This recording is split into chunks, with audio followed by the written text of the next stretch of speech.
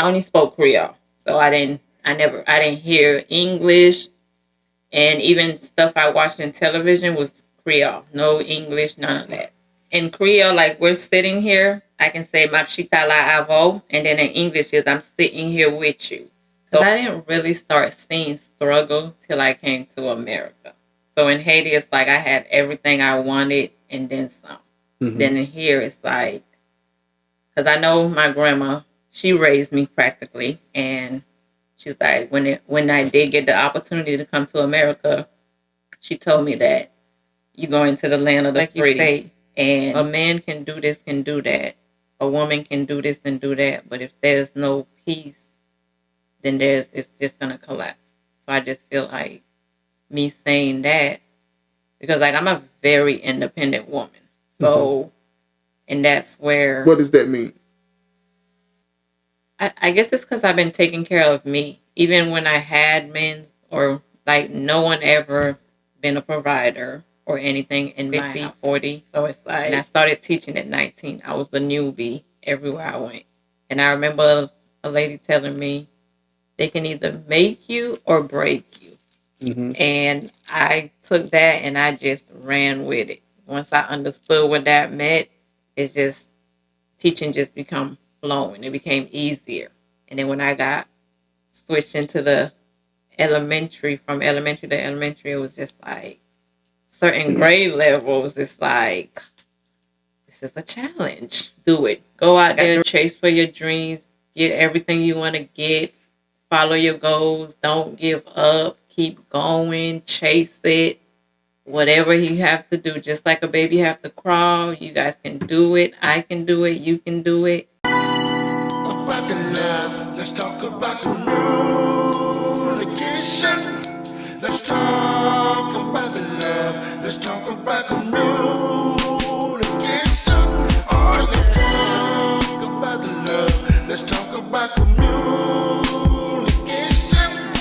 Let's talk about the love, let's talk about communication. Oh yeah. Ladies and gentlemen, this is your host, William Robinson, host of TLC, Talk Love and Communication, ladies and gentlemen. Today we have a special guest, Miss Merle Nicolas. She's going to give us some wisdom, knowledge, and understanding, some input into her life, and just let us know what made her become the woman that she is today, ladies and gentlemen. She's an educator. She's a mother. She's a motivational speaker. She's a lot of things. And we're going to get right into that, ladies and gentlemen. And without further ado, we're going to give this young lady a special round of applause, ladies and gentlemen.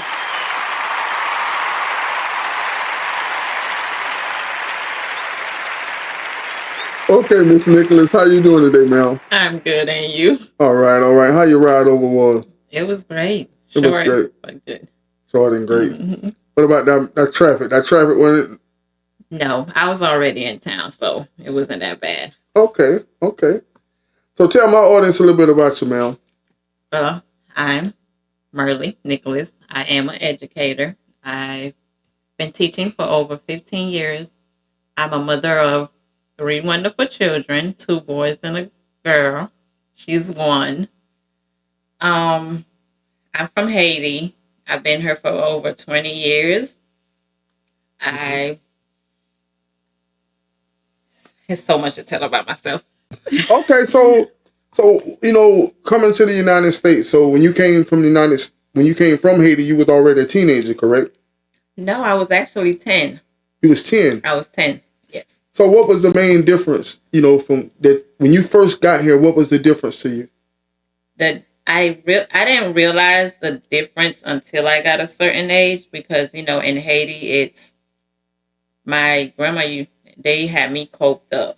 Then when I came here, we came from Haiti to Miami, and it was just like people was everywhere.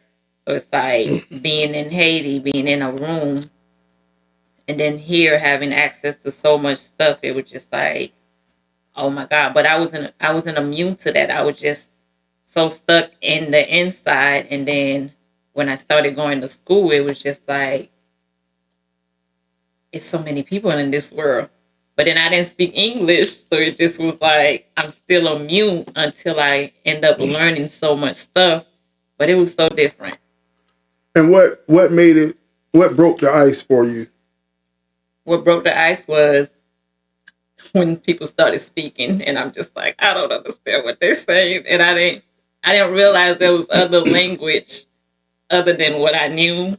So it's like, what are they saying? And they couldn't understand me. So even for you being in Haiti, you didn't understand what we would call English? No, I only spoke Creole, so I didn't hear English, and even stuff I watched in television was Creole, no English, none of that. Oh, I thought that, over in Haiti or whatever, in other countries, they still spoke English, but I mean, I guess amongst themselves they would speak the Creole, but if that's all you around, that's all you would speak, correct? Right. Now, when I was in the airport, because I did take a boat, then got in the airplane, I heard Chinese people and so forth, but that was just that. But like English and stuff, I didn't hear it till I actually came to America. Wow. So how long did it take you to start understanding and learn was it difficult for you to speak it back or whatever? No, it actually took me 4 months to learn English. And I was shocked because my mom, she only spoke Creole to me. And it was just me, her, my sister. But going to school, it's like that's all my teacher spoke. So I had no choice but to adjust. But it took me 4 to 5 months. And with you being a teacher yourself now, going through that transition, you think that helps you be a better teacher? It does. Now, I do struggle with some words, but it does help me a lot. What about the music? The English music? Yes. I mean, do you find yourself still listening to, Creole music? Creole music? Yes, I listen to that stuff all the time. I still speak it. I still read it. I still live like I'm in Haiti. So your kids, do you teach them? You think it's important that they know their heritage, and you teach them Creole? It is very important. I do teach them, but the crazy thing is with them, my 2 boys, they think I'm speaking Spanish to them. So I'm like, but they know everything there is to know about Haiti, what kind of country it is, what people do, and stuff like that.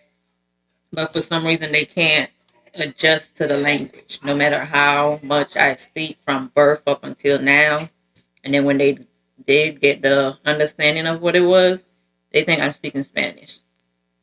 So what is the difference? Now that you know both of them, what's the difference? What is it?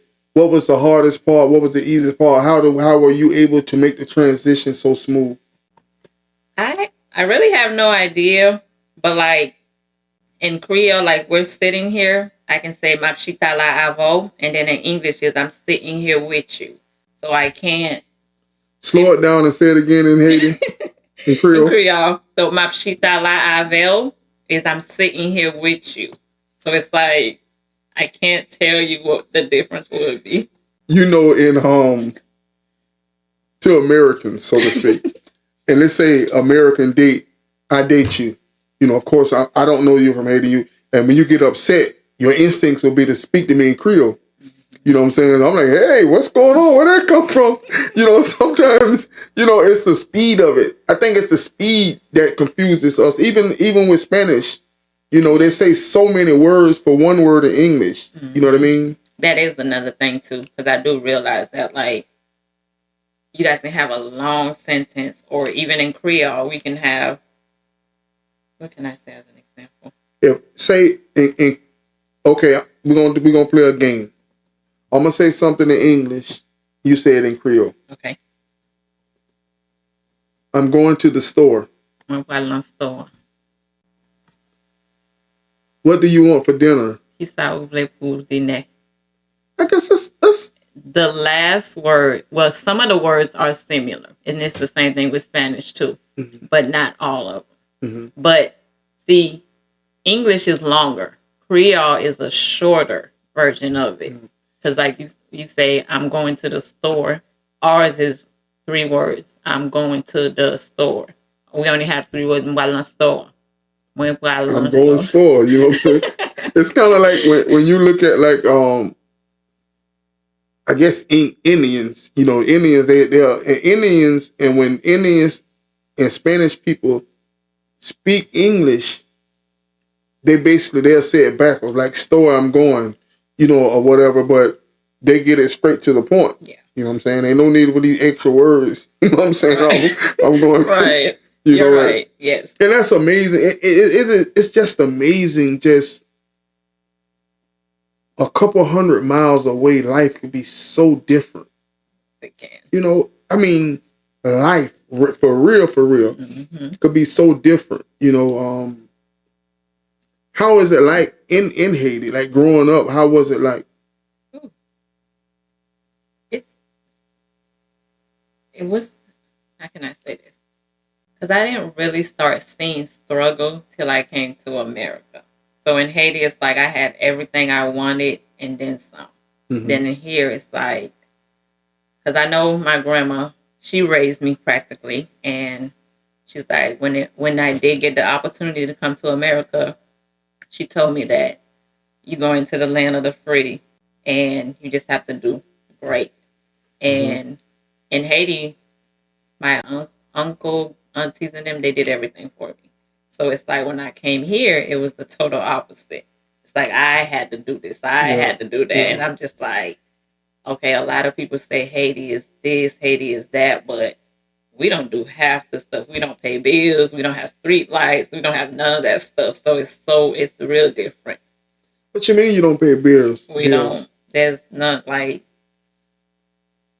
that way you can take American $5 and take it to Haiti. That's almost $500. Mm-hmm. So it's like when you have your phone, they give you certain time to have the internet. So there's not like here, you have the internet constantly.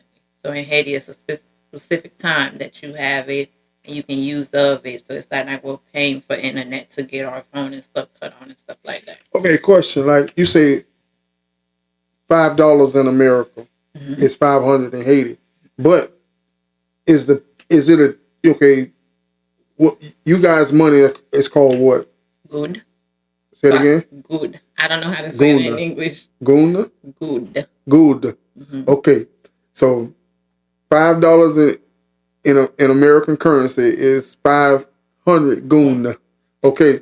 So let's say a shirt. Let's say, for example, this bottle of water costs $1 here. Mm-hmm. Would that be 100 goon? That'll be 100. So basically, so it's equivalent to the same. It's just the numbers are elevated. But is it the same? It's not, because when you have $5 here, you can't go and open a business. You can take $5 and take it to Haiti, and you can open up a whole business. Look at your face. Wow.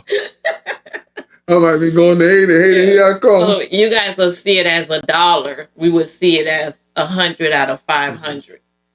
So we can take $100 in Haitian good and open up a whole business. Yeah, or even build a whole home. Yeah, but see, if okay, so basically every $1 is $100 there. Right. So if this bottle of water is costing me $1 here and it costs me $100 there, it's the same dollar. But you still can't open a business with $5 in here. Yeah. Well, I'm glad I met you. You might be having a couple of businesses. I might better get a couple of businesses over there. I mean, do you find that a lot of Americans come there and buy land and buy businesses? Is it easy to flourish there? Well, before they would, but now it's like it's so much going on to the point where they don't do none of that stuff no more. The most people would do is probably send money to their family. What about crime-wise? Ooh, that's why nobody want to go back and visit. Yeah, it's horrible. It's like once the hurricane and all that happened, like right now, recently, a whole prison, every last one of the inmates got escaped. So now they're just roaming around. They're already doing killing and kidnapping and stuff like that.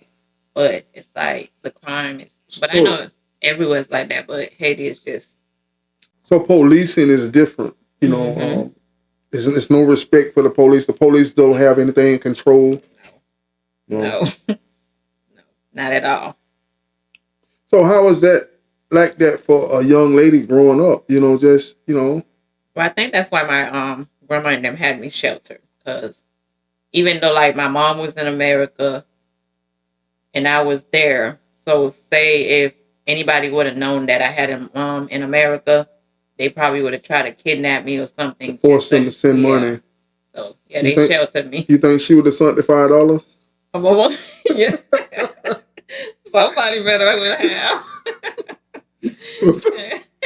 Yeah, I mean, and as an American and being born and raised here, you know, to hear you speak of these things, it's like it's unheard of. We don't believe that it exists. You know, it's kind of like looking at a movie. You see it on the movie, you know, Freddy Krueger. When you leave a movie theater, he's not real anymore. But that's reality to some people. That is. You know, and we don't understand how blessed we are to be Americans.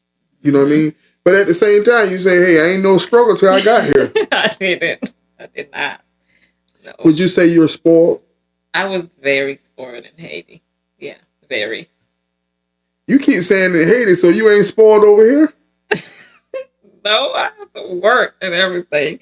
No, I have friends and stuff that...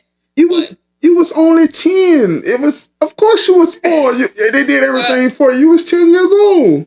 Yeah, but coming here, I had, even 11, 12, and so forth, I had to do this. I had to do that. I didn't have to do none of that when I was in Haiti. My mama had me washing dishes, cooking, and all that. Now, you know, I get this responsibility and stuff like that. But I'm like, I could have stayed in Haiti, shoot. So, okay, so give me an example of a normal trajectory for a young lady growing up in Haiti. So let's say you stay in Haiti. Like you said, you was caught up, stay in that room because she's trying to shield you from the outside.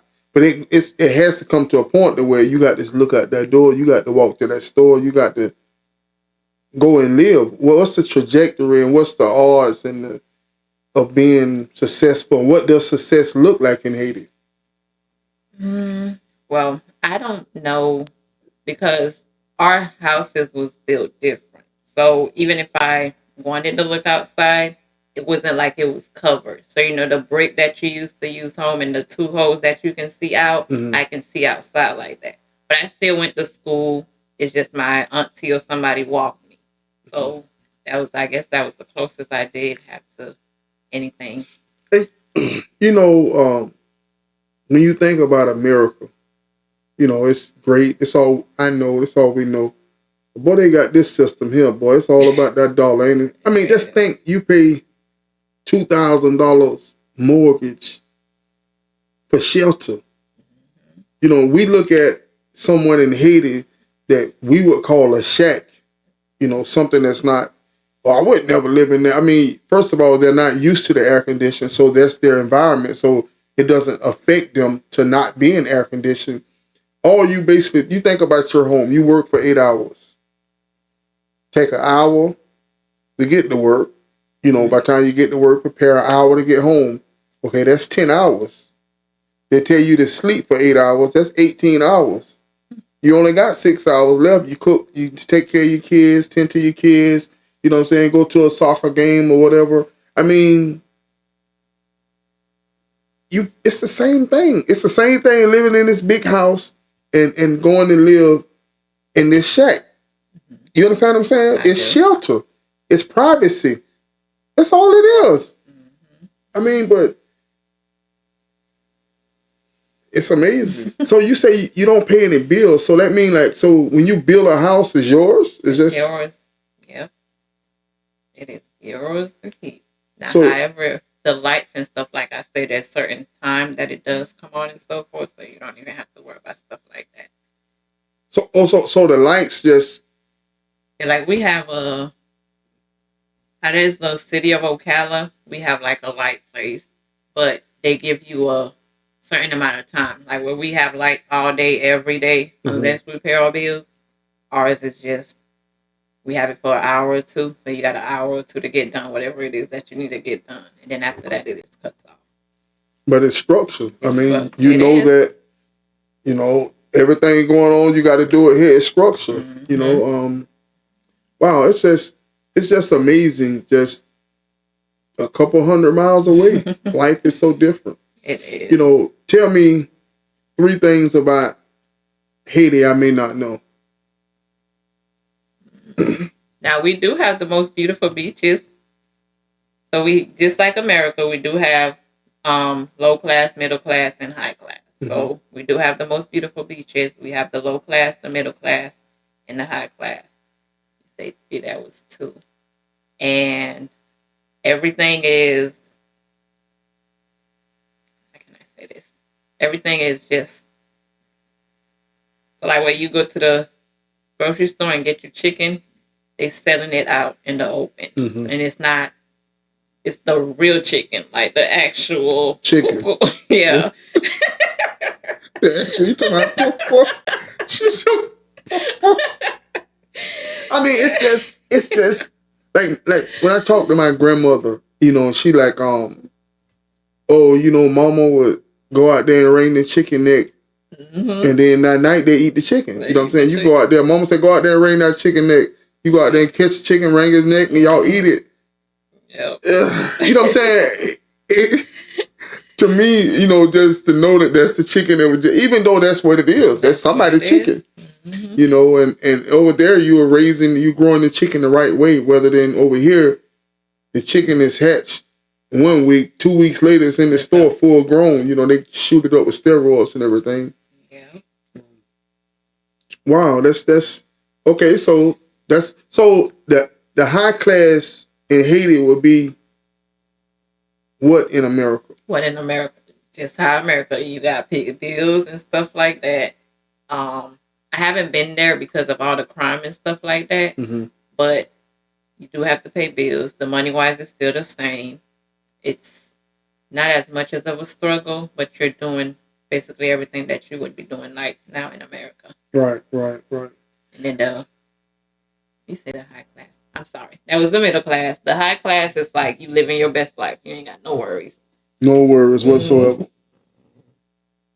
Okay, so that's okay. So what's another thing? That's one that the average American may not know about Haiti. So we operate more on motorcycle or like scooters versus where you guys have cars and all type of vehicles. Motorcycles is the main thing that we operate on. You don't have to have tags, and there's no street lights. So you just have to get in how you fit in when it comes to driving. Get in where you fit in. Yeah. Good. So is it traffic lights and everything? No traffic lights. No traffic. You just go however you can fit in. Is it running water inside the homes, like for bathing and things, or do you go to the river? How does that work? They faucets, so there's some houses have faucets, some houses don't. The ones that do, so we're like a community on our own, so we just share what we have. So if somebody have this, we'll go to the next person. If that person have, and there's no judgment, but it's always a time frame thing. If the water decide to come on now, then we'll use the water. And that's the beauty of it. You know, it seemed like people that have less are more willing to give than those that have. You know, in this country, you know, we'll bicker and fight, but you'll go and see 10 homeless people, you give them $10, they'll go give the rest of their buddies $2 a piece. It's like they'll struggle together, they'll win together, they'll lose together. But once you make it, I work for this. You know what I mean? You kind of turn selfish. You know what I'm saying? And that's a great quality. As far as, it seems like nudity is different there. It is, yes. It's very different. And that's just because of what one may have and one may not have. And it's no, like you say, it's no judgment. No judgment. Yeah. Because even when I was here, I lived in the neighborhood. And like I said, I'm so used to being in Haiti, and I went around the corner, like me and my friend, I would ask her for sugar. She would ask me for sugar, no problem. But then when I moved to another neighborhood and I was doing that with a person, oh, she's always needing something. She's always this. And I'm just like, oh my gosh. Yeah, you didn't look at it like that. It's just, you're right. You know what I'm saying? And that's what, you know, I'm a little older than you. And in the earlier years, it was like that. That was the way of life. It was a village mentality, no matter what. You know what I'm saying? But it's no longer like that. As we grow and as we mature and as we, what we would call elevate in life, we turn selfish. You know, backstabbing. You know what I'm saying? I mean, and but you didn't say that when you came and got from me. You know what I'm saying? You know what I mean? People can only see it from their point of view. You know, people can only see it through the lens of their eyes. You know, and that's, to me, that's what's wrong with society today. And I noticed that a lot of times people that come from other countries, they struggle with the laws here when it comes to man with woman. Like in other countries, a lot of times, you know, technically the Bible says, you know, when that young lady passes her flower, you know, it's possible. You know what I'm saying? Meaning, because that's the purpose of man. What I say by man and women is to procreate. You know what I'm saying? And once she, you know, her cycle and everything, hey, it's possible. You know what I mean? And I think, why do you think, how are the laws over there pertaining to that? Because I see a lot of people struggle, like Spanish and Mexicans and things like that. They struggle with that because in their country, it's normal. And they come here and it's like it's against the law. Yeah, see, that's what I'm saying. Like, in other countries, including Haiti, all that America have, we don't have that. So for us to come from a whole country where there's none of that, and then we got to adjust, it's like, why would I adjust? I'm just going to come up and create my own and try to just maneuver around, but limit myself to certain things. Mm-hmm. But then you do have people that's like, okay, if you go on it about the right way, follow these laws but you can still move ahead on in life.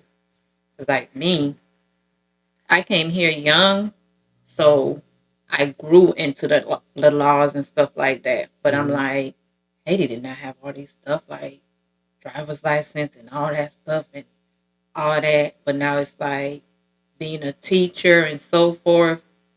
Even like when I get stopped when I get stopped like speeding or something, and I'm like, okay, I show my teacher badge, they let me go. So it's like you can use it to some type of discipline. But I'm like, yeah, we didn't have to deal with none of that stuff. And then here it is like, oh my gosh, it's so much to deal with. So So you a speed demon? I was before I had kids. Whew, I was everywhere. You know, I'm gonna make a statement. I believe that women are way more aggressive drivers than men. We are. Yeah. I used to travel back and forth to Miami, and I think people said take them 4 or 5 hours. That'll take me a 3, close to 2 hour drive. Match. That's going all the way to Miami, not just the tip of it. The tip of it, yep. And you know, so when did you from Miami? So you came and you moved to Miami, correct? Mm-hmm. Okay. You went all your schooling in Miami. How do you wind up in Ocala? I was 15 when I moved to Ocala. No, I was 15 when my mother moved us to Ocala. Mm-hmm. I did not want to come, but that's how we got up here. Because I think my stepdad had friends and stuff like that. So we ended up trying it out. And we've been here ever since. So even the difference from Miami to Ocala, what's the difference to you? So Miami was real fast. And where, again, the low community I stayed in, we was all in one. Ocala was where I learned about judgmental and so forth. But the difference is like Ocala is just so slow. But I guess I'm okay with it because I live my life like an old folks. I just work home. I mean, I have fun with my kids and so forth, but I'm more of a chilled, mellow person. Yeah. You're transforming into mommy mode. So it's like, you know, when it was just you, you know, when, you know, everybody go through, you know, you in your days, your 20s, you know, pop, you know what I mean? You want to rip, run, pop, pop, boom. But then when you see, hey, you know, this ain't a bad place to raise my children. Right. You know, because a a lot of times it's like when you live for self, that's all you have to think about is self. But once the child is born, you begin to look at life different. Yes. You know, like you say, you no longer speed now because not only because they may not be in the car, but I have to get home to them. Right. They're depending on me. You no longer live just for Merle. Yes. I got it right, huh? Yes. So, where do you see yourself in the future? In the future, I really want to open up my own business.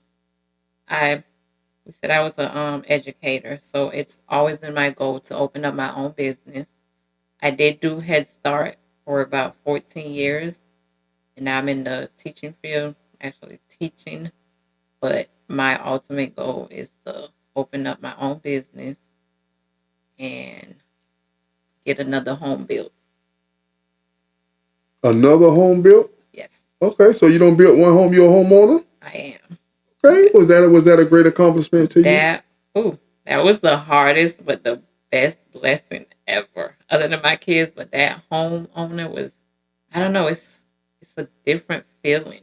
So tell me, how did it feel? Like, I mean, you got your keys, you're in this home, you're home, first night by yourself, your family. What was that feeling like? It was amazing. It was like coming from an apartment to where my home is, it's like nobody is nowhere near. So, and like I said, I'm a very peaceful, mellow person. So the moment they gave me that key, I didn't even care what was in the house. Really, there was nothing. There was nothing but the floor, and the key was everything I needed. And that floor was my best friend for that night. And it was just like, oh, that was so peaceful. Humble beginnings are important, but sometimes people forget what it was like to be humble. What was it like to struggle? What was it like for you to be in Haiti with those two holes and you could peep, and that's all the only way you can look out? Sometimes people forget that. And to be content is so important in life. You agree with that, ma'am? I do agree with that.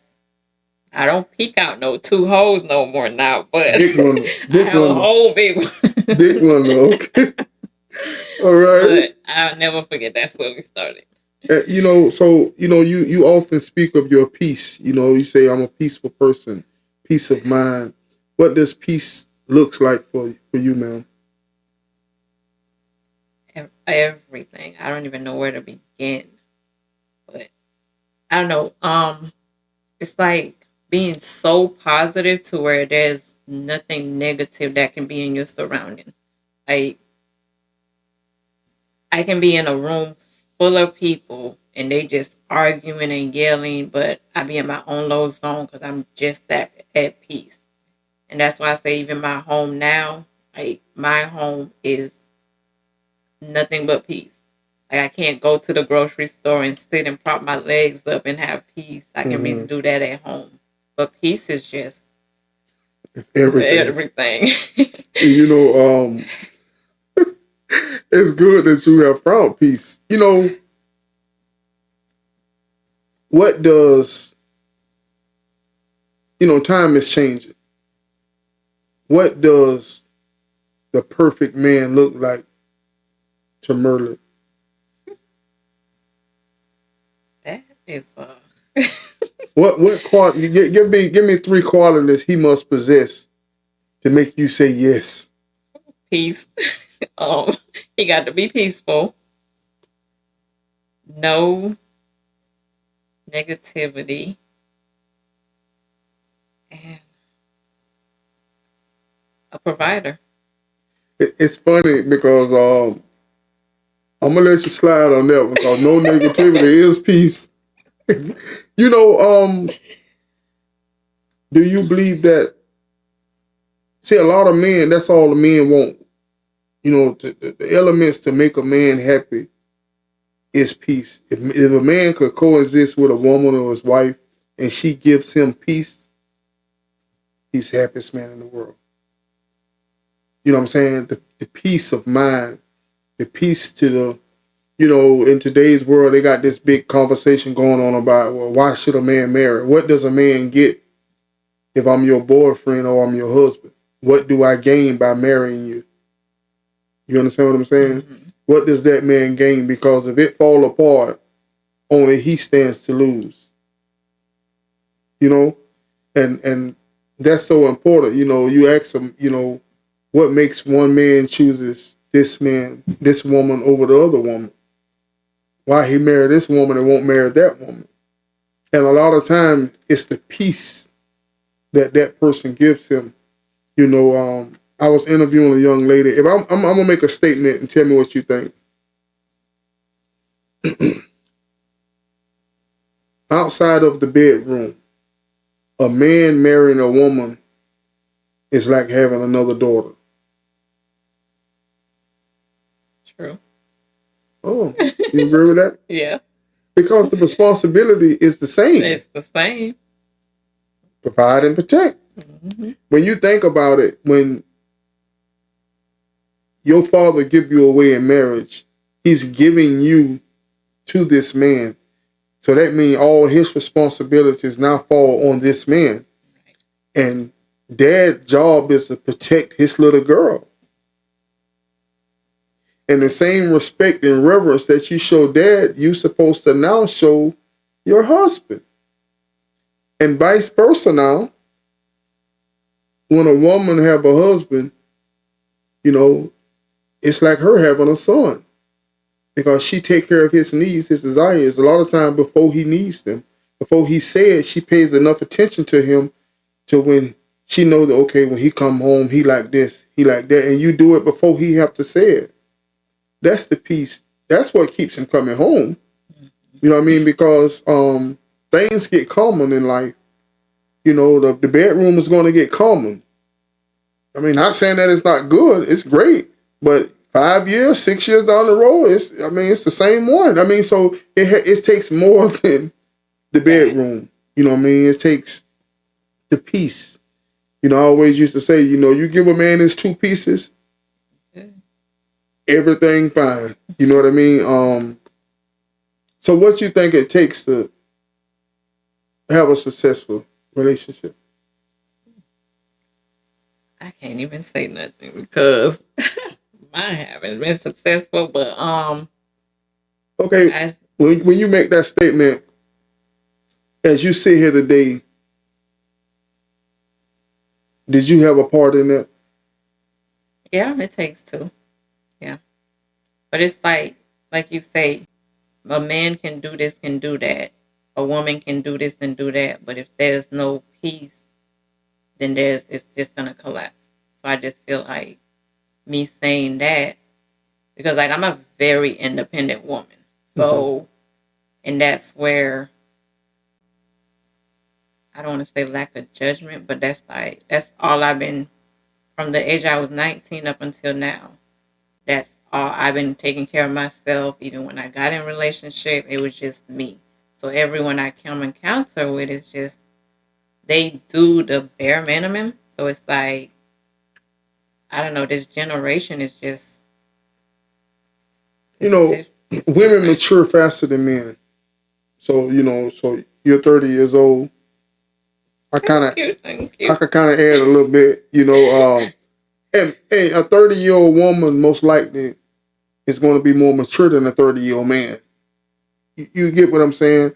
And you said something earlier. You say the term for the women in your era. You know, independent. I'm an independent woman. What does that mean? Because you know, when I asked you to name the 3 things, the last thing you said was a provider coming from his end, and a lot of times, you know, the word leader get out of order. You know what I'm saying? And when you fall in love with a person, not their situation. And a lot of time in today's world, it seems as though if a man go through something, sometimes it been cases where years, this man is a great provider for years, and he go through something on his job, and that woman can't hang in there for 6 months. She leave him. And that's sad. I mean, did she really love him? back in my younger days, I used to go to script clubs, and as I sit there, I always been a little different. As I sit there and I'm watching this woman give you all the attention in the world until that song go off. When that song go off, she immediately stops and walk away. But while the song playing, you think she wants you. You think she likes you. You understand what I'm saying? Mm-hmm. And she gets right up and walk away. No questions asked. You don't even exist once the music stops. I mean, so it's so much dynamic to that. And tell me, when you make the statement independent, what does that mean? I guess it's because I've been taking care of me. Even when I had men, or like no one ever been a provider or anything in my household. So it's like I don't even know. So you think when the time comes, mm-hmm. you meet David Smith. David Smith comes along. Are you willing to allow him to be a leader and provider? See, sometimes when you've been doing it by yourself so long, you instantly, I was a hard man to let go. I remember as a kid, I got married as a kid. I got married as 19 years old, when I was 19 years old. And I remember her saying to me, why you don't let me pay a bill? She wanted some responsibilities, quote unquote, womanly responsibilities.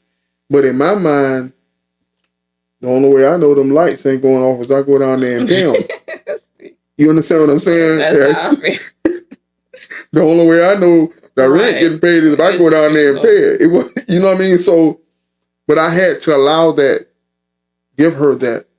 You know what I'm saying? But it's hard to let go when you've been doing it your way and by yourself for so long. You agree with that? I do. And then even for me, like, I don't mind willing, but it's just me and my kids. So I can't, if something happened and even if I'll work, I don't mind working, but it's like, just like you say, if you're willing, it's just, I'm over 34. So it's like, I've not yet to have a person that can actually do that. And I have young kids, so if I can't do it and I'm willing to let somebody do it, I have to know that day, because I can't call my kids' grandma or so this and that for them to take care. It's on whoever's me or whoever the person is. And I can see that, like you say, most of your family may be in Haiti. Mm-hmm. So it may be you, mom, and grandma, and your kids. You know what I mean? So it's like, it's not like it's 50 cousins or whoever else you could just call on. Right. And then the ones in Haiti, they're not taking them $500 and turning your $5, because them $5 ain't gonna do you no good. You know what I mean? So I can understand that mind frame. But the softness. It's hard to find real men nowadays. I'm a man. You know what I'm saying? So I got friends that's 30, 40 years old and still a kid mentally. You know what I'm saying? They're still 18, 19, 20 years old, so. And sometimes I got 2 daughters. I be like, Lord, my daughter's got to pick from this, you know what I'm saying? But that's reality. But it's hard, but we cannot, all we have is our experiences. Mm-hmm. But we have to be careful not to miss something due to what we've had in the past. And we got to remember that we chose those people. Mm-hmm. So it may be a little bit of us, but why we keep choosing these individuals? You understand what I'm saying? Yeah, I don't mind taking responsibility and stuff like that. I can truly admit that I done chose the wrong people. But I got blessings out of it.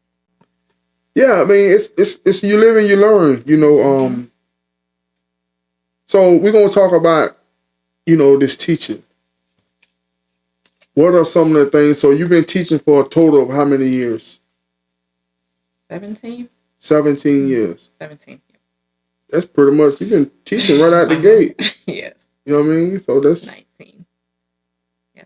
Yeah, we were teaching right out the gate. Okay, so from when you started to now, what are some of the main differences? When I first started, I didn't know what I was doing, but I've never been around my age. I've always been around older males or women. And it was over 50, 40. And I started teaching at 19. I was the newbie everywhere I went. And I remember a lady telling me they can either make you or break you. Mm-hmm. And I took that and I just ran with it. Once I understood what that meant, it's just teaching just become flowing. It became easier. And then when I got switched into the elementary, from elementary to elementary, it was just like certain grade levels. It's like, this is a challenge. I got to rethink now. Mm-hmm. But it's great. And what and in your interpretation, how do you interpret to make you or break you? So once a child see me cry, they done got me. Yeah. So it's like I could never, because I don't get mad. I don't get none of that. So it was like if a child did something where I was like, oh my God, this child. But then it's like I cannot let them see me cry, because then I know that they done broke me. See, I tell you what, they go to acting crazy. Now you go to speaking that Creole. You go to speaking that Creole to them. Now that did work on my third graders. They was like, "What the heck is she saying? Oh, I think she mad. We better sit down and be quiet." That did work. They learn real fast. You know what I'm saying? Yes, they do. You know, it seems as though, and not only with kids, with adults also. You know, when you show them kindness, they don't respond to that. It's like you have to. It's like the kids. It's like they conscious don't even recognize a calm tone. If you say simply, "Okay, put the tablet down. It's time to eat." That's it. It's like they don't even hear you. It don't register. Mm-hmm. And you yell, "Put the goddamn tablet down," and then he jump up and he do it. So why do I have to act like that? Do you think it's the kids are different, or you think it's the parents? I don't want to say the kids, the parents, because like I said, I've been doing it for so long. Like I don't raise my voice when I'm teaching, but your facial demeanor, because kids feed off of energy, vibes, and stuff like that. And me, I build a relationship with them, like where I be like, I need you to sit down. Or somebody could say, "Go sit down," and be like, "Listen, I need you to go sit down right now." But I say it in a tone that sets the motion to where she's not yelling, she's not mean and nasty with it. So that always works for me. But then I see, I used to have co-teachers that come in and they're yelling, and it's like the louder they get, the louder the kids get. So I'm like, I guess it depends on your mood, your emotion, facial, even with parents. Because I know when I get home, I have to yell at my kids. I tell them, like, sit and stop doing this. And they just look at me like I'm crazy. And I'm just like, nah, my kids at school don't do that. Yeah. So, but. And what's sad is that the teacher that yells at them, what's sad is that's what most of the kids are used to. Mm-hmm. So they just act the way they always act. Right. But by you coming with a calmer demeanor and a more, that's something that's foreign to them. So it's like they're paying more attention. Like, wow, you know, and in the inside of them, that's how they want to be treated. Mm-hmm. You know what I mean? So you probably the favorite, huh? Yes, I am. Yeah, because I didn't come, even in Haiti, I didn't come from a yelling and screaming. Here it was yelling and screaming, but. Yeah, because them doggone bills at no partner. Over in Haiti with no bills over here. No bills. Over here, that frustration. Oh my gosh, yes. I was interviewing one young lady and she was saying, you know, the parents, you know, the difference in the parents. And she's a parent. She's a young lady. And she was saying her mother, she go tell her mother, "Mom, I'm depressed, I'm sad," or whatever. And her mom tell her, "What you sad for? You don't pay no bills. You ain't got no what you sad about. I'm the one sad. I'm right here trying to pay these doggone bills." You know what I'm saying? Mm-hmm. So give me 3 successful traits that a very productive teacher must have? Patient. Mm-hmm. You have to have a bond, and the teacher itself have to be able to want to learn and want to educate that child. So patient, bond, and the wanting to do it, and not just making it just a job just because. Mm-hmm. So the extra care. I think that it takes a special kind of person to be a teacher. The ratio, you know what I mean? You got one teacher in the class with 20 kids. 20 kids. You know what I'm saying? And by you teaching so long, there's kids that you taught in the beginning that's grown men now. Mm-hmm. Grown Bigger than women me. now. And and you somewhere in the store or something and you see a Miss Nichols. Yes. You know what I mean? Miss Nicholas. Miss Nicholas. You know what I'm saying? And you like, and I mean, how does that make you feel? It's exciting. It's very exciting to know that I've started off with them as this, and then the fact that they still remember me from so long. So, and even till now, like I had kids I started when they was 5. They about 20, 21 now. We still keep in contact. I still keep in contact with their parents. But when I do see them in the store, I be like, I am not growing because they about as tall as me. And it's like, oh my God. But it's amazing to see their growth and where they become and how much they learn and so forth. That's right. Teaching is being a mentor. To you, you just Miss Nicholas. You end up going to work, but you affect so many lives. You know what I'm saying? Each one of those kids always remember you. My first grade teacher, whatever your trait is, whatever you're known for, because amongst the kids, anytime you're in a leadership role and you're in authority over a group of people, they are going to label you. That group of people are going to have a label for you. It's going to be a nickname you don't know or a trait or characteristic about you. You're going to have the little boys that had a crush on you. Sometimes I ask people on the podcast, and I'm going to ask you later on, who was your childhood crush? And a lot of times they're like, oh, Miss Jones, my first grade teacher. You know what I mean? And it's like that. You know what I mean? Can you tell the ones that, the little ones that got a little crush on you? Yes. Yep. And I just be shaking my head like, what do you guys know about crushes and stuff like that? Stop thinking about that stuff. Get back to your books. Now, you teach the younger kids, but nowadays they're starting to teach the kids some pretty crazy stuff at very young ages. They do. You know what I'm saying? Nowadays, I heard the books, you can't say he or she. It's kind of like them or they, all these pronouns, so to speak. And I know you're a teacher, so I'm not going to get in that. I don't want to jeopardize, me. But, life is just different. It is. Life is just different, It is. The mentoring side of it, I know you've seen a lot in 17 years. You know what I mean? You've seen a lot of kids. Some kids are more fortunate than others. Back in our days, we call it cracking. You crack on somebody, meaning you make a funny. You joking and you crack on them. Hey, one day you win the crack, next day you lose the crack. But cracking nowadays, back in my days, it's called bullying now. If you pick at that kid, oh, he bullying them. You know what I mean? These terminologies and these things, it's like they talk about it so much to make awareness, but you're also putting it in the mind of the kid.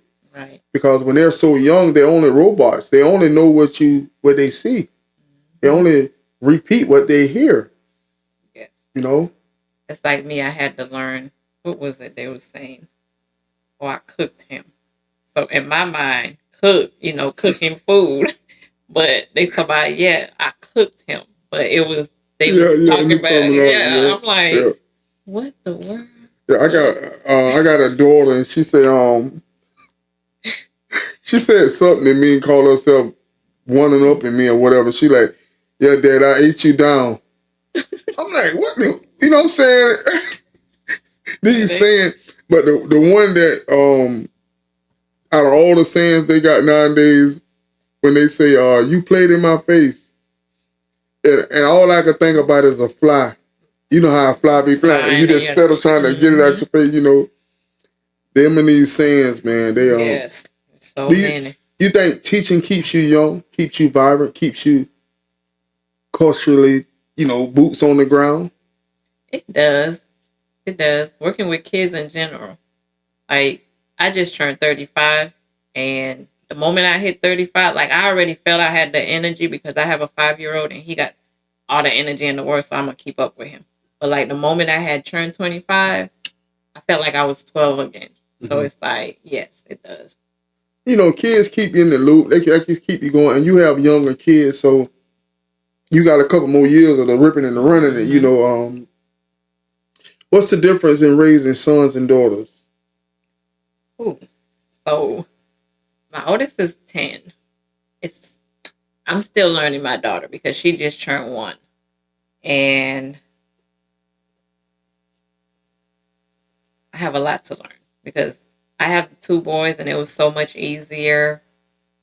But my daughter is like so nonchalant at the age she is, and it's like, girl, if you don't calm your nerve, and I'm still learning her. So how can she be nonchalant and you saying calm your nerve? That little girl is something. It's the way she'll stare at you. Like, I don't know how to explain it because I'm still learning her. She acting like Merle. No, I did not act like that.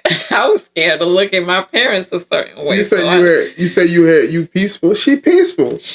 But she's nonchalant peaceful. Is she the one where she's a big one? What I mean by one, like she's early in her one, or she almost 2 to the point where she can kind of communicate and kind of. No, she just turned 1, but it's her facial expression. Like, she can be right next to me and my bottle of water sitting right here and she gonna pick it up and keep handing it to me like, why did you move it? It was sitting here. Why you had to give it to me? She's like, like, girl, take it. And I'm like, but she's looking at you with a straight face like there's no emotion.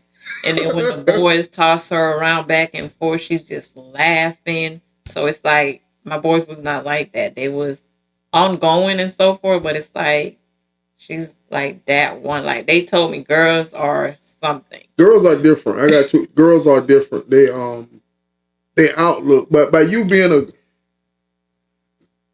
my daughters taught me to understand women more. You know what I'm saying?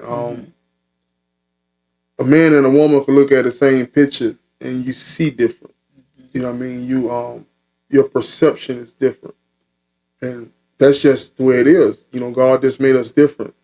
So it's going to be different. And my suggestion to you, you know, especially raising, she's going to look up to you. And it's going to be, you know, to me, if I make the statement, to most women, life is a big fashion show, big competition. How would you respond to that? It is. It is a big competition because you're going to go out into the world and you have to face so many things. So you have to prepare yourself for what you're about to face. Everybody's going to be judging. You got to, from outfit, shoes, and so forth. So, yeah. A woman could walk through that door right now, and I'm the man. I'm the one like women. But if you close your eye, both of us close our eyes in 3 seconds, you could tell me everything she got on, what color her nails was, her toes was. I mean, it's amazing that women have this ability. You know what I mean? It's if you could be a man for 24 hours, what would be the first thing you would do? I don't even know. Get my education. You can do that now. No, a lot of men don't have that.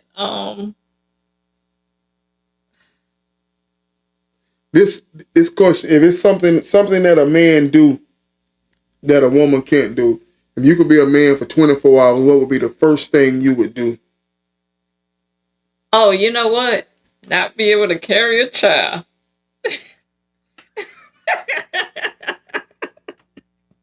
No, I mean, was pregnancy hard? What? Oh my gosh.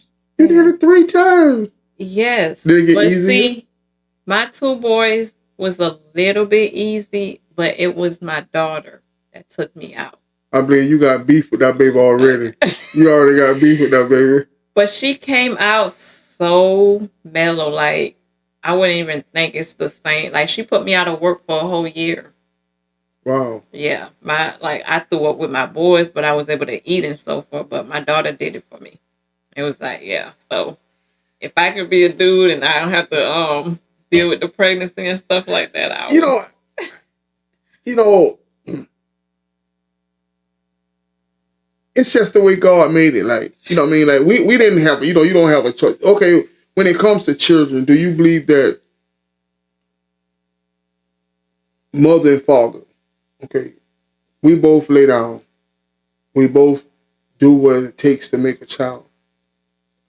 God made it to where you have to carry that child whether you want to or not. I mean, it's nothing. It ain't like I can say, well, I carry it this time, you carry it next time. I wish. So, well, I hope if they got to come from where we,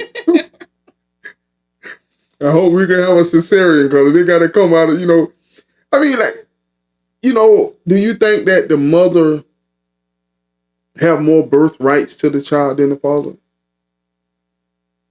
Yeah, because I mean, we carried the baby for 9 months. Then, even after, so before we already have that bond.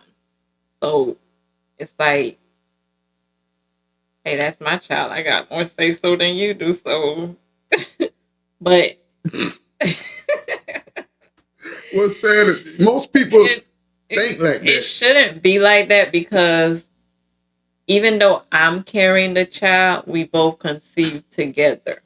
So we both have the same equal rights. And technically, I carried that child around for years before that little egg got in place. But see, you don't have to deal with the throwing up, the men throw up too. I ain't never seen a man. Yeah, sometimes the woman get pregnant, man throw up. He gets sick too. All I see y'all do is sleep. Sleep and go around try to make a nut. Yes, that's it. Let me ask you something. So, okay, this is a real sticky situation. Abortions. Okay. If we make a conscious decision, I'm not saying outside of someone attacking someone and, sexual assaulting someone. I'm saying we make a conscious decision to go lay down. Okay, and you say, hey, I don't want to be pregnant. I got to go to school or whatever else. I don't want, you understand what I'm saying? And you decide, I want to get rid of this baby. But the father's like, no, I don't believe in that. I want you to have my child. Why do the woman get to say no and no means no? I want to abort it. I get aborted. And the man have no say. But if she decide to keep it, I'm forced to pay child support. If I tell you, hey, I'm not ready to be a father. I have things going on in my life, whatever. It should be equal. You know what I'm saying? If you want to have it anyway, okay, that's on you. I mean, I don't believe in it. But I'm just saying, these are topics that's trending, so to speak. I think it's the carrying because they did the carrying, even though you guys carry the sperm and stuff. But I just think it's us dealing with so much when it comes to having a whole nother human inside of us that we have to. Because like where you have some women that can just, have kids and it doesn't matter. But then you have those that have to get up and go to work and they struggling because they got to carry and so forth. But then the man can up and move and do as they please and so forth. But we can't physically do that because we are carrying and so forth. So I think that's what it is. Because I know with me, when I had my daughter, when I was pregnant, I collapsed at work. And maybe the 3rd month, I wanted to give up. I don't believe in abortion and stuff like that either, but I wanted to give up. I didn't want to do it no more. I didn't. But I'm like, then I got to go through this. I got to keep going. But in my mind, like, I can't wait till this is over. So it's like, men's are not dealing with that. So we're going to feel like we have the upper hand.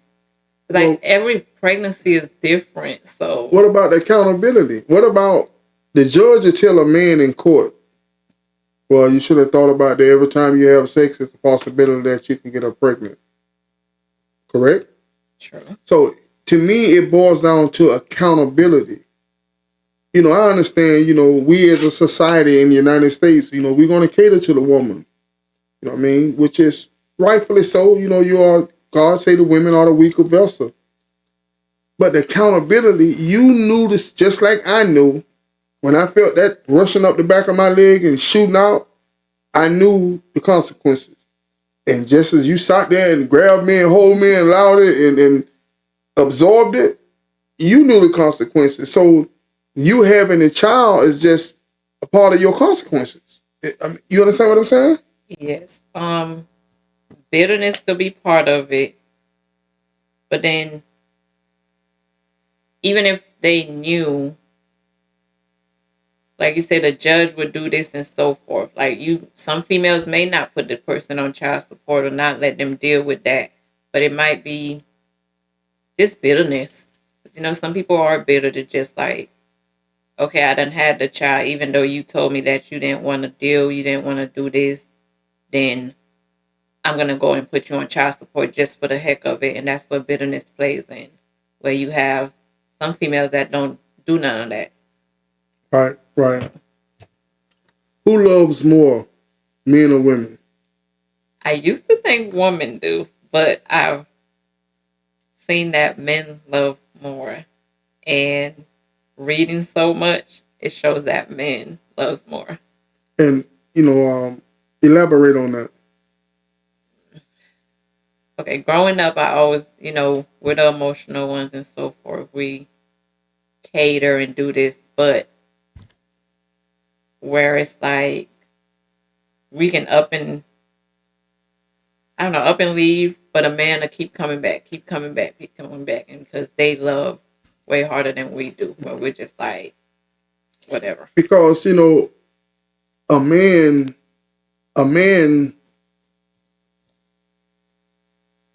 can check out. When a woman check out, she's it ain't gonna be long before she's gone. A man could check out and still be responsible to you.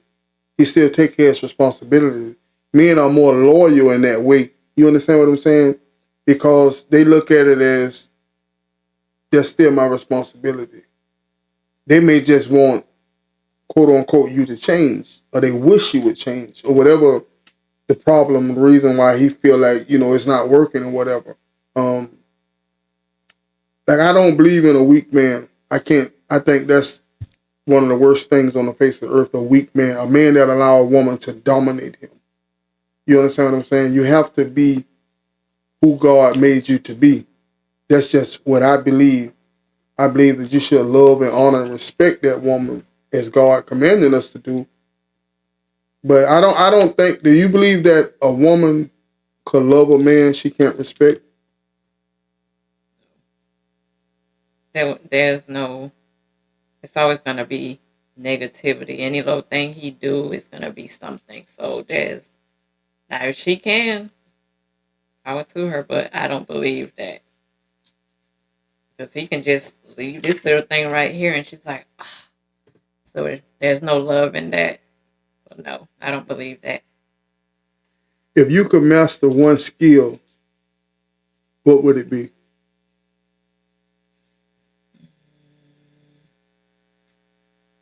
That's a hard question. It's an easy but hard question. Wish I could master pregnancy, but no. You keep going. You must be at some rough one. That last one got you, huh? Yes. Do you want more kids? Me? Mm-hmm. No, I don't.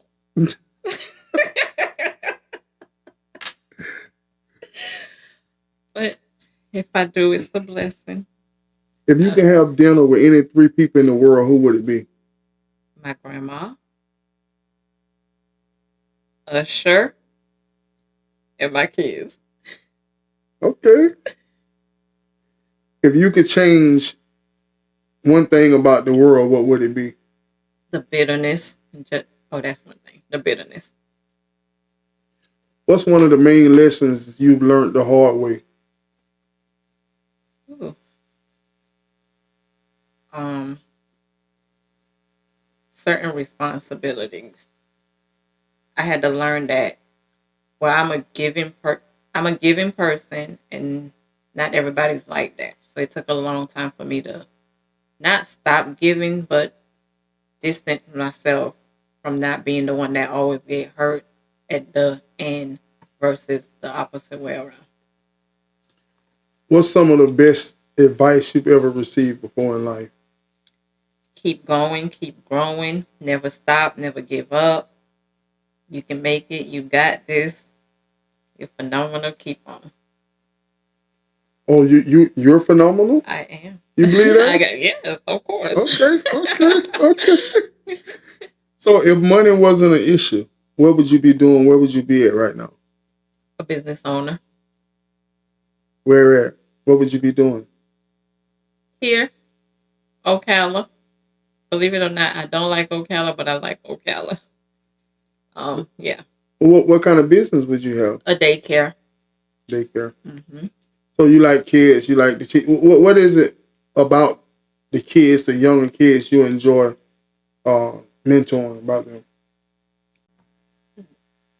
It's the fact that I have the patience for them, and not only am I teaching them, I'm also learning from them. So they start off real young, and I get to and put knowledge into them as they put knowledge into me. Mm-hmm.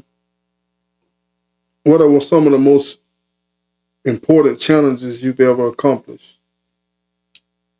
Important challenges. Pregnancy?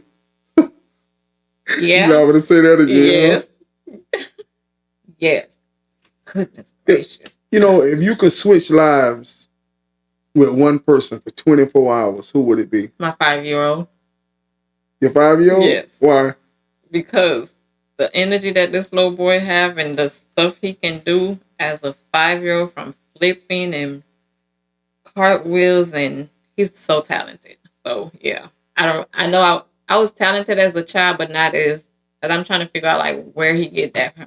Me and his dad are not like, we're not that talented, but he's just, ooh, the boy weightlift, he holds a garage and do all type of stuff. He spins, and oh my gosh. Do you think it's important to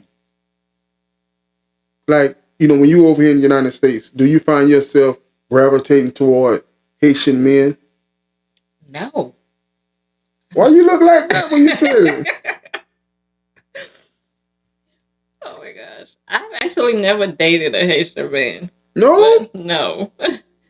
Yeah, no. Now you had a certain look on your face when you said no. Now what that was about? Because they'll tell you like island men's are like the worst ones to date. Yes, they'll provide, take care of you and stuff like that, but you got to deal with so much that comes with it.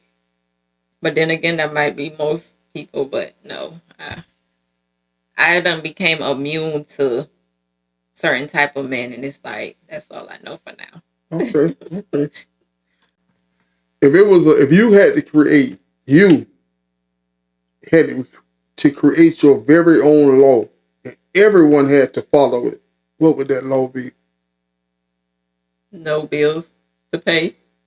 No bills. It'd be like back in Haiti, huh? What cause or issue that caused you immense joy? You say Miss Joy? Immense joy makes you very happy. That makes you very satisfied. My peace, my kids, and God.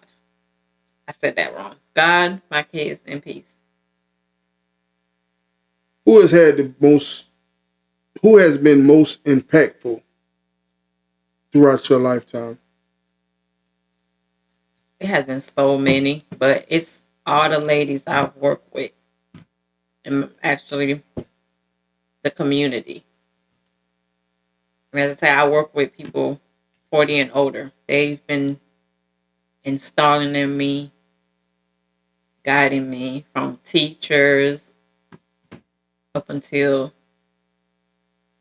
women that like leadership people and so forth, they've been the ones. Okay. So what we're going to do now, right? We're going to play this game called Fill in the Blank. Oh, goodness. I'm going to ask you some questions. You're going to answer them quickly, precisely. First thing come to mind, there's no right or wrong. Okay. First thing come to mind. You ready? Mm-hmm. Okay. I've always wanted to. Mentor. Do what? Mentor. Okay. Okay. I love when someone. Admire me. If I had to do it all over again, I would. Yes. I wouldn't. My favorite holiday is Christmas. It aggravates me when people Think negative. The best quality someone can have is Patient. If I was God, the first thing I would change is Feels. My childhood crush was. I got to say that. It, Nobody. Nobody.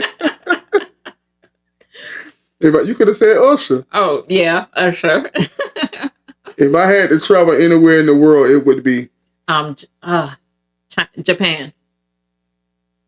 My favorite movie is Fast and Furious. If I could go back to any age, it would be 3. Jesus is My Savior. When I meet someone, the first thing I notice is They smile. If I could ask God one question, it would be Why? My greatest strength is A mother. My greatest weakness is Pregnancy. The biggest misconception about Merle Nicholas is Shoot, what is that word? Stuck up. They think you stuck up? Yes. Why you think they think that? Most people think I'm too good for certain stuff. What? Which in a way I am, because I don't provided a career and lifestyle for me, but hey. You should be. Yes. I'm a pretty good young lady, but I draw a line in the sand if you Lie. I love teaching because Amazing. It's my calling. if I had to star in a movie with any actor, it would be Van Diesel. Usher or Chris Brown. Usher. Michael Jackson or Prince. Prince. Fantasia or Beyonce. Fantasia. Jennifer Hudson or Ashanti. Jennifer Hudson.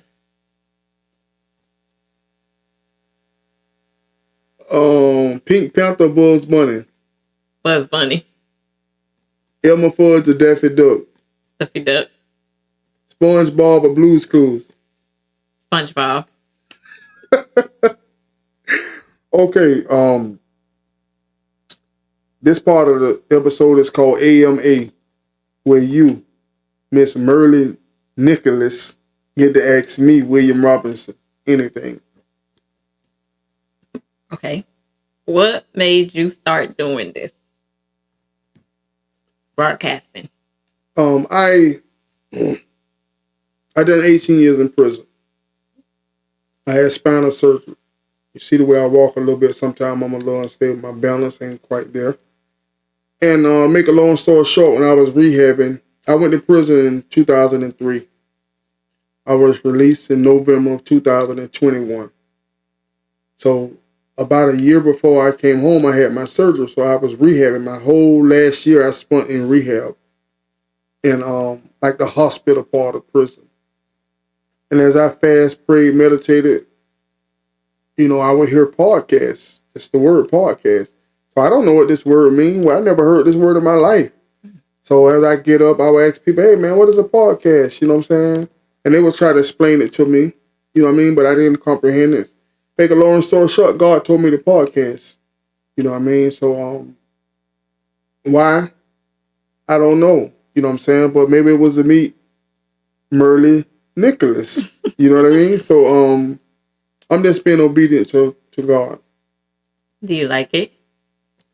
Yes, ma'am. It's the networking. It comes natural to me because I'm naturally curious. You know, you notice that through this process, I didn't know anything prior to you coming before you. It's my first time seeing you, and we sitting there talking for an hour and 30 minutes, just calmly, smoothly, you know. So I think it's, you know, your gift is what comes natural to you.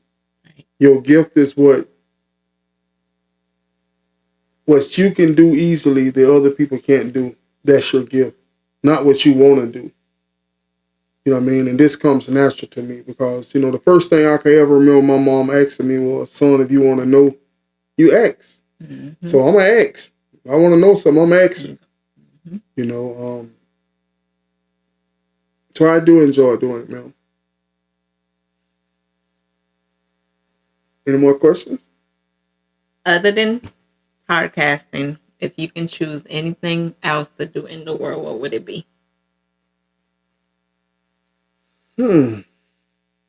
At this stage in life, I think it's still all wrapped up. I wish I could coach football like I used to, but I can't do all the standing and the running around. I think coaches make great impacts on men, on individuals' life, men or women, regardless of what you're coaching. And a coach plays a great part in the development of children. You remember coaches forever. You know, one of the first people I wanted to know was they alive when I came home was my old football coach. You know, he is alive. He's 81, 82 now. You know what I mean? And I was able to interview him, which meant a lot to me. You know, so I wish I could coach like I used to. Now, with coaching and broadcasting, you think you can combine that together to still stuff that you're doing that you was doing as coaching? Yes, I do. You look on my channel, I do go to football games and I interview the kids, so I still have us, you know, interact with them and be able to teach them through my podcast. Like my podcast is now a nonprofit, and my goal is to teach the kids how to communicate properly. Like a lot of times we don't, especially young men, we don't know how to communicate. Right. Because we taught to be tough, suck it up, stop crying, stop acting like a little girl. So we internalize things. We don't express ourselves.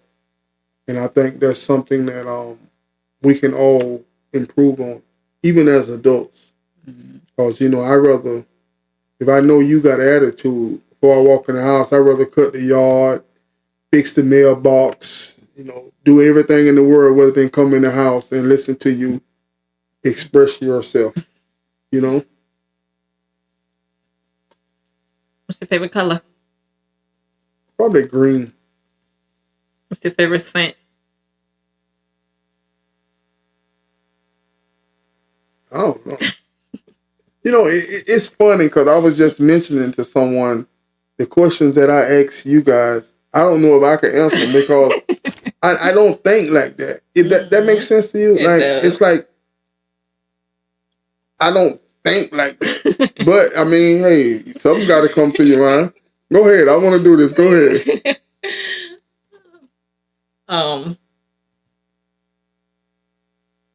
What do you like to do for fun other than broadcasting and coaching? To be honest, ma'am, this is all I know. Because when I came home, when I left, there was no Facebook, no YouTube, no Instagram, no TikTok, no internet, no Wi-Fi. None of these things existed. So I came home, it's like a God telling me to do something that's like a space shuttle. I don't know anything. I didn't understand terminology. I didn't understand import, export, move this file over. I didn't know anything So it took me a long time, I'm a very, very focused person. I'm a very determined person. So it took a lot for me to get to this point. So I don't know much outside of this. You know what I'm saying? What I would like to be doing, football brought me a lot of joy. Family football, I used to coach and everything like that before. So sports meant a lot to me, but I kind of know my limitations. I kind of still do it. I film football games and things like that. I think I would have been, Marion County would have another state championship if I was coaching. I could tell you that much. That's good.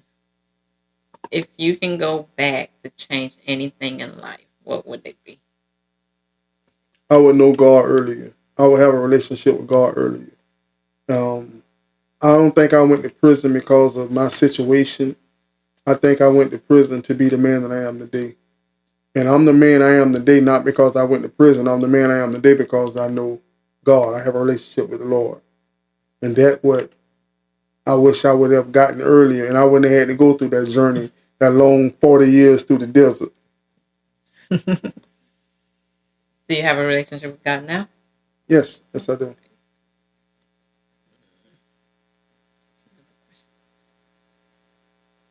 Do you plan on expanding this, as far as the podcast? Yes.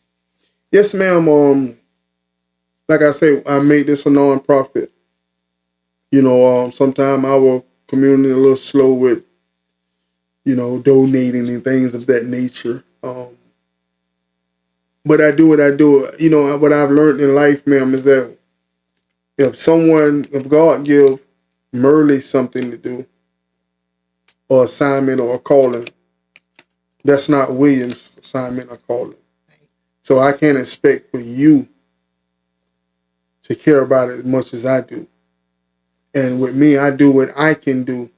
My problem is when it reaches out to where I need someone else. Because I can't get upset with you because I can't be there. You can't be there. So I have to do it self, man. Even me touching these buttons here, the real way is for me to have a person over there doing this stuff and I just sit and focus on you. You understand what I'm saying? Yes. But it makes me a multitasker. It makes me a fighter. I just fight through it. There's no need to. I'm not going to say I don't have no one to do it. I can't learn it that way. I'm going to do it this way. And that camera's going to see that sitting here. I just put the little monkeys here to try to dodge it much as I can, but we're going to get it done. You feel what I'm saying? Yeah. How long did it take you to put all this together? It took me, I did it for about a year before I moved up here. So I've been here almost a year. And it seems it's work because everything has to be perfect. The lighting, everything has to be perfect. You notice when you first sat down, there was a little coloring in your jacket. Mm-hmm. So I got to go tweak it and twerk it, so the next lady come or the next person come, maybe a little taller than you. So I got to adjust the camera. Everything has to be. So it's definitely, but like I say, I do it. I'm very obedient. I'm very loyal. And what else I'm going to do? I'd rather be in his will than out of his will. Now, do you only do adults? Do you do kids in this room too or no? Yes, I interview kids. I will. When I planned this, I interview people like yourself so the kids can say, you know what? I want to be a teacher like Miss Nicholas.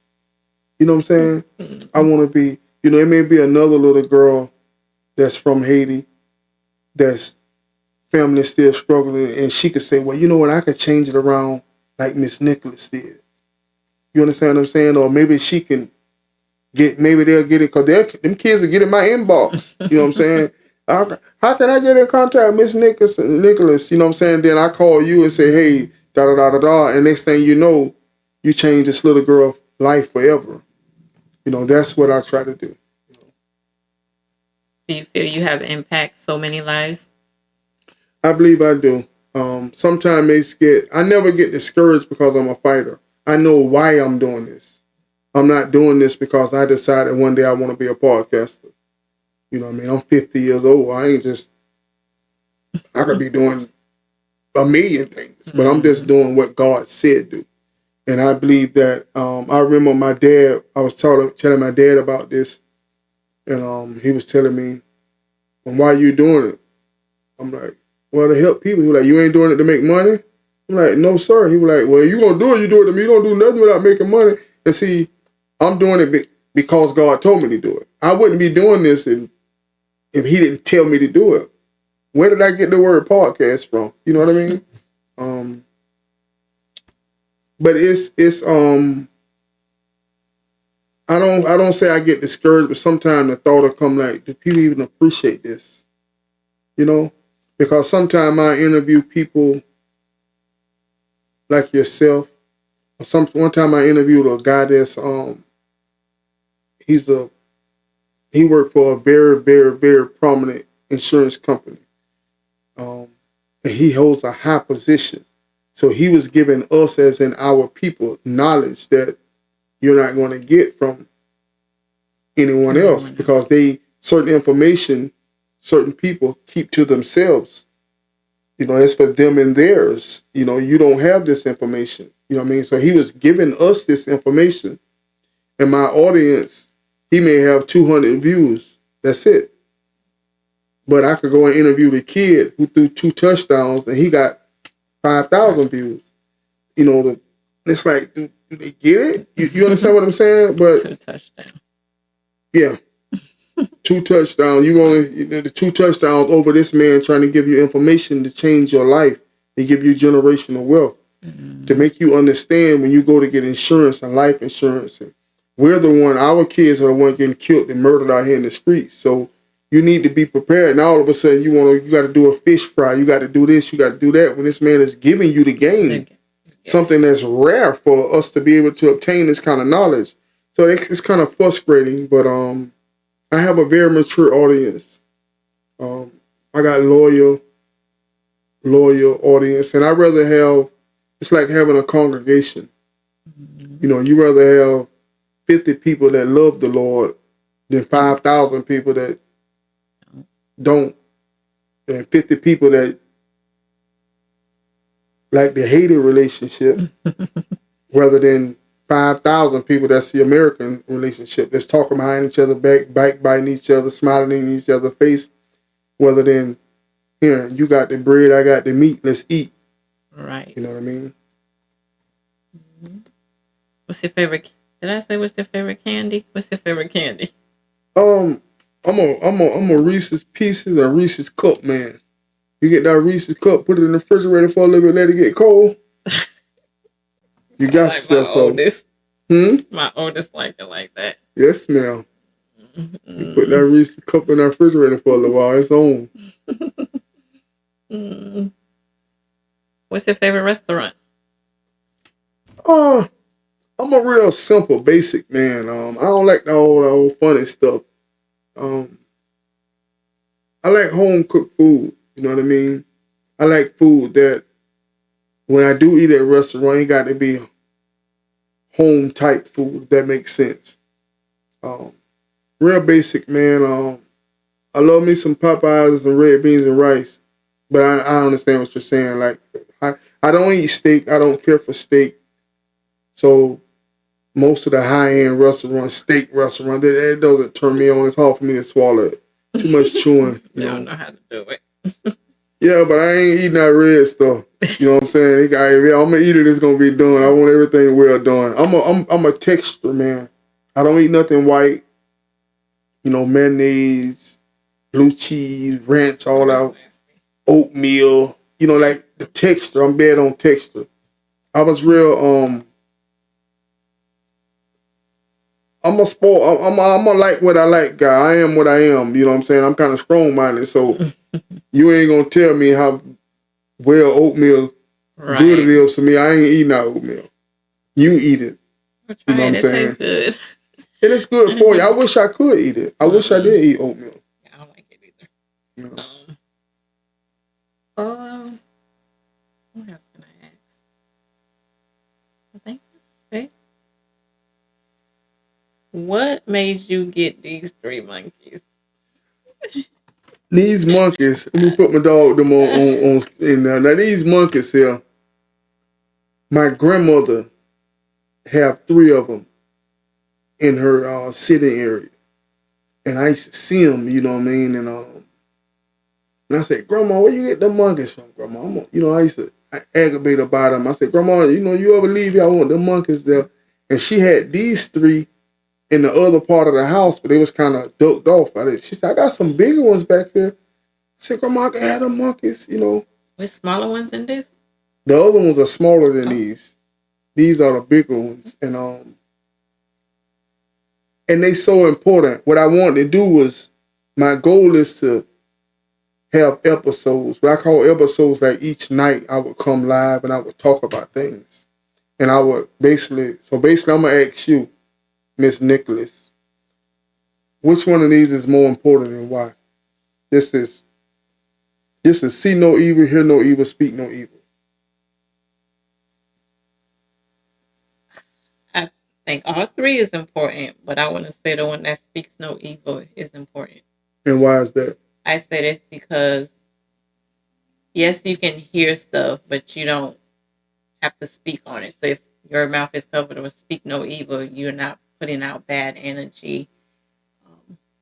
And see, you can see it, but again, you're not saying anything towards it. You can't help what you see, you can't help what you hear, but you can help what you say. Yes. The Bible says that life and death is in the power of the tongue. Yes, it does. Yes.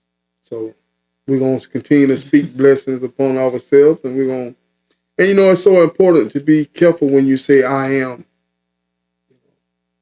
I'm tired of this. I get sick every time this year. You speaking these things into yourself. You know what I mean? Negative talking. That's right. That's right. That's so important.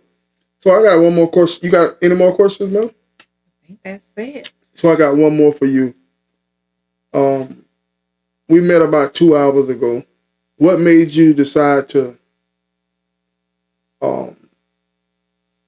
come on the podcast? And from the time I met you in the lobby to now, what's your, perspective of me, and have that changed by the end of this interview?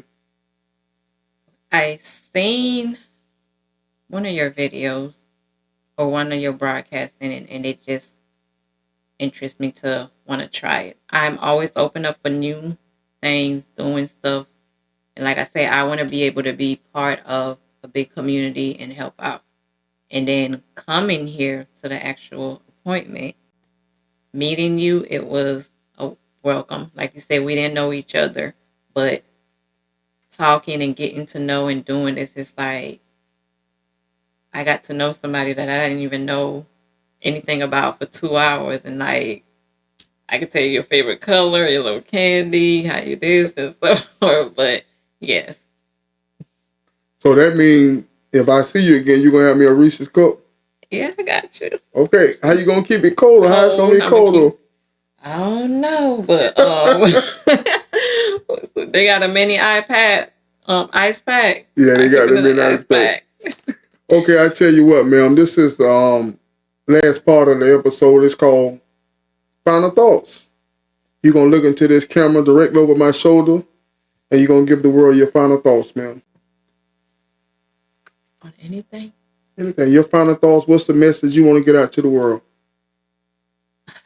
My final thoughts on anything is, if you guys can have a peace of mind, that's mental, nothing negative, positive. Just do it. Go out there, chase for your dreams, get everything you want to get, follow your goals, don't give up, keep going, chase it. Whatever you have to do, just like a baby have to crawl, you guys can do it. I can do it. You can do it.